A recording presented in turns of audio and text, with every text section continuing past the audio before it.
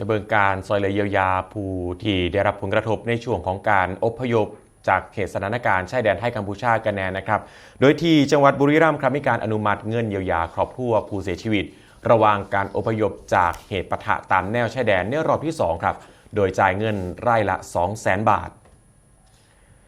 ที่สารกลางจังหวัดบุรีรัมย์ครับนายศรีธรรมราชแก้วครับรองผู้ว่าราชการจังหวัดบุรีรัมย์เป็นประธานประชุมคณะกรรมการการกรองการใส่จ่ายเงินบริจาคกองทุนซอยเหลือผู้อพยพเพื่อพิจารณาการซอยเหลือผู้ได้รับผลกระทบจากเหตุปะทะตามแนวชายแดนไทยกัมพูชาตั้งแต่ 8 ธันวาคม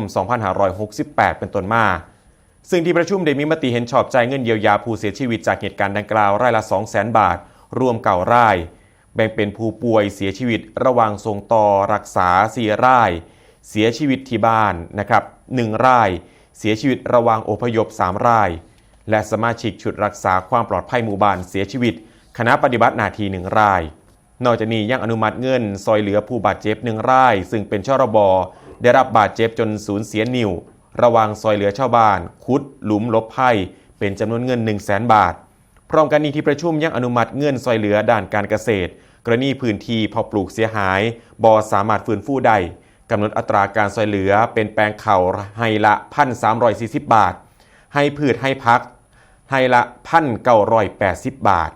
ไม่พ้นไม่ยืนต้นให้ละ 4,048 บาท